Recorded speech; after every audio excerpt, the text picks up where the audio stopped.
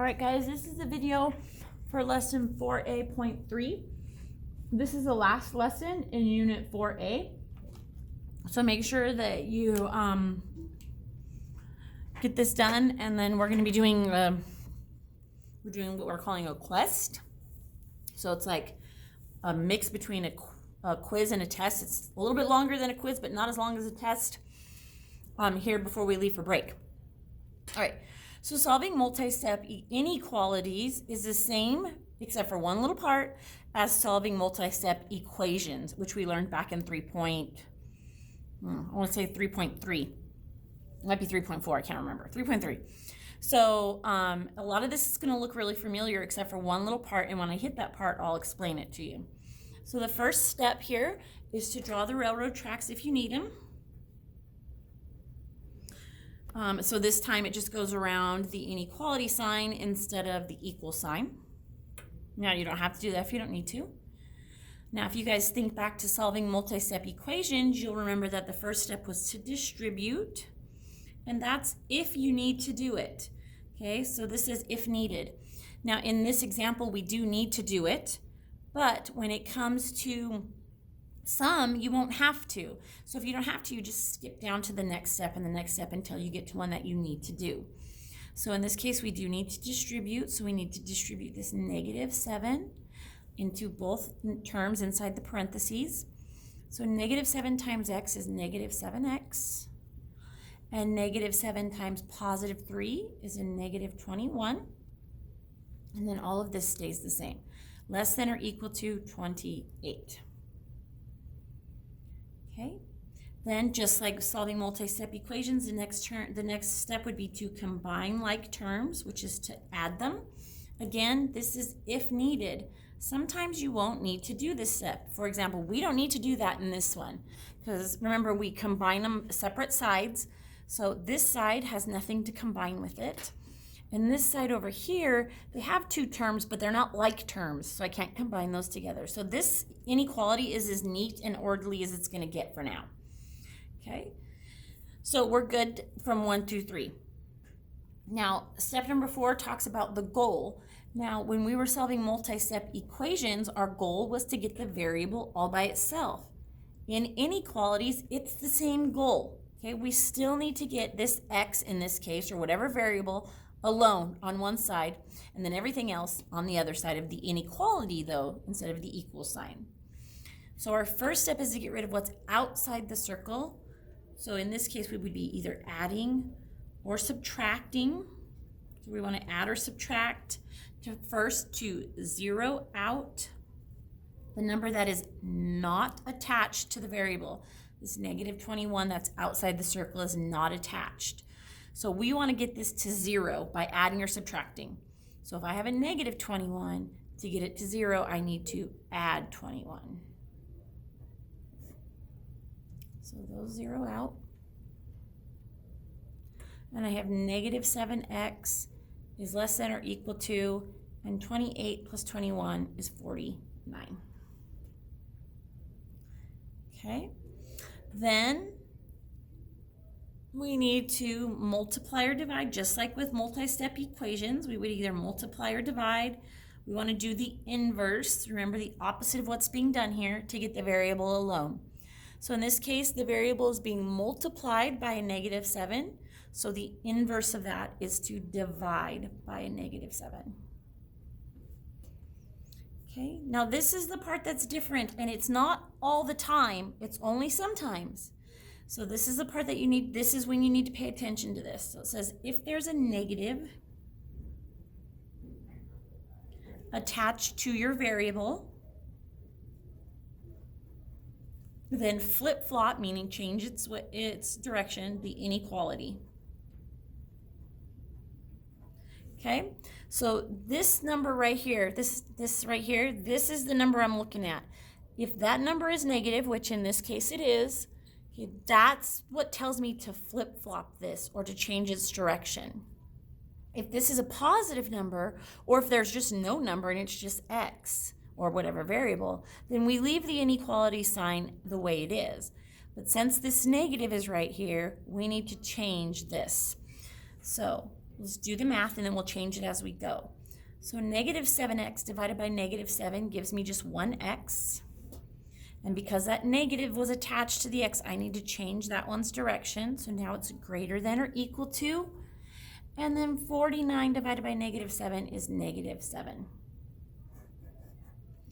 Okay, so now we've solved it. Now the next step is to draw a number line, which technically it's already been drawn for us. And then we want to make sure that we include 0 and the solution on our number line. Okay, so because this is negative 7, I'm going to put my 0 really far over to the right and then count back 7. So 1, 2, 3, 4, 5, 6, here's negative 7. Okay, and now I need to determine from 4A.2, graphing inequalities, do I need a solid dot or an open dot? So because this is greater than or equal to, I need a solid dot. Okay, remember the or equal to is what tells me what kind of dot to put on my line. Okay, and then it says, so when you read these, I always replace the variable with what numbers. So what numbers are greater than negative 7? Well, the numbers that are bigger than negative 7 go off to the right, so I'm going to shade off to the right. Okay, so that's 1 through 6. Now the last one is to check the solution. So what you want to do is we want to replace one of the numbers it could be for the variable and see if it's true. So you can pick any number in the shaded area to replace for x up here in our original equation or inequality. I always like to pick 0 if I can. So I'm going to pick x equals 0, and I'm going to replace this x right here with this 0. Okay, so I'm just going to rewrite it. So negative 7 times, and then 0 plus 3. And then I want to know, is that less than or equal to 28? If it is, I'm good. If it's not, I've done something wrong. So order of operations tells me to do what's inside the parentheses first. So 0 plus 3 is 3. So negative 7 times 3. And then negative 7 times 3 is a negative 21. And then if I read this and it's true, then I'm good.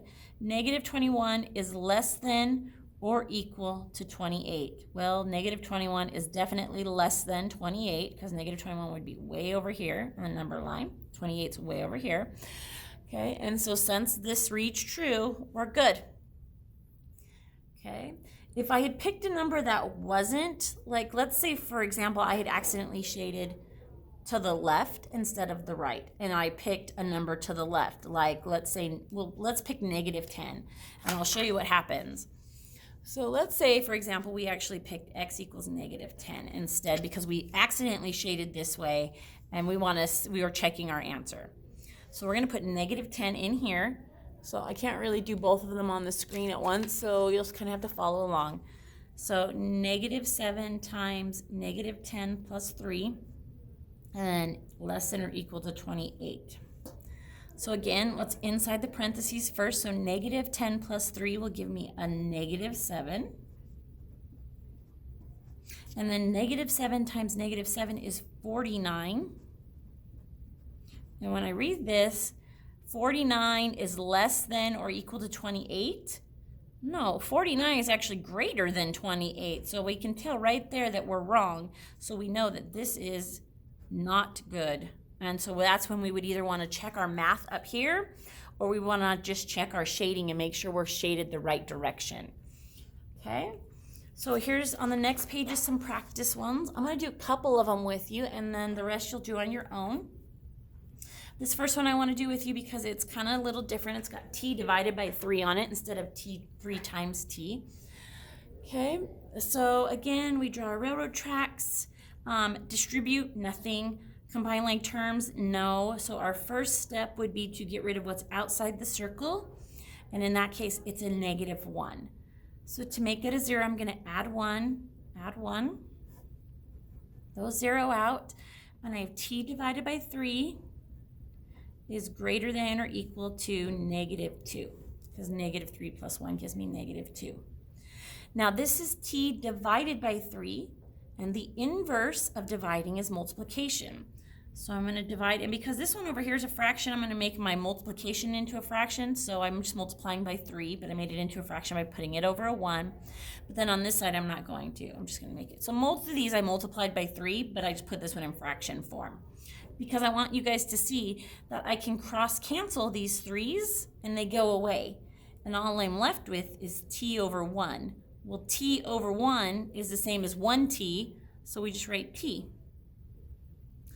Then, because this was a positive 3, I didn't need to change the inequality sign, so it stays the same direction. And then negative 2 times 3 is negative 6. Okay, so when I go to graph that, because I have a negative 6, I'm going to put my 0 off to the right, and then count back 6. 1, 2, 3, 4, 5, negative 6 right there.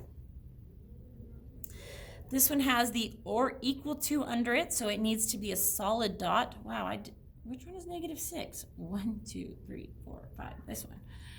Okay, solid dot. And then this says what numbers are greater than negative 6? Well, the greater ones shade this way. Okay. I know some of you guys learned to just follow the way the little inequality sign is pointing, but you're going to see here on this next one that won't always work. Okay, so you've got to learn to read them correctly. So then I'll do number 2 with you guys, and then you'll do 3, 4, and 5 on your own. Okay, so first step is to distribute this negative 4. That means on this side, I'm just going to leave the negative 12. It's greater than. Negative 4 times x is negative 4x. And negative 4 times negative 6 is a positive 24. Okay, I don't have any like terms to combine, so now I'm going to get the x all by itself by subtracting 24 from both sides. Those 0 out. Negative 12 minus 24 is a negative 36. And then over here, I have just my negative 4x.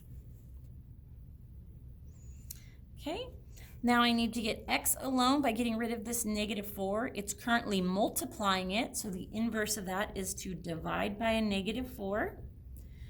Now, hopefully what you guys are realizing is that there is a negative attached to the variable. Because of that negative, I need to flip this inequality sign, so I'm just going to write that right away. So now instead of greater than, it's less than. Negative 36 divided by a negative 4 is a positive 9. And negative 4x divided by negative 4 leaves me with a positive x. Okay? So now we're going to graph this. So now I have a positive 9, so I'm going to put my 0 way off to the left and then find 9. 1, 2, 3, 4, 5, 6, 7, 8, 9 is right there. Okay, now I don't have an or equal to under my inequality, so it's going to be an open circle. Now this is where it becomes tricky. Some of you guys are going to want to shade to the left because this arrow or this inequality is pointing to the left. But I personally like to read it from the variable, and sometimes I have to read right and sometimes I have to read left. So this is how you should read it is 9 is less than x. Or 9 is less than what numbers. But like I said, I like to read from the variable. So what numbers are greater than 9? Okay, so the numbers that are greater or bigger than 9 are actually to the right. So that's why you've really got to understand how to read these so that you know which way to shade. You can't just follow the way those arrows are pointing. It works out great when the variable's on the left, but not so great when the variables are on the right. Okay? All right, guys, that's all. Thanks.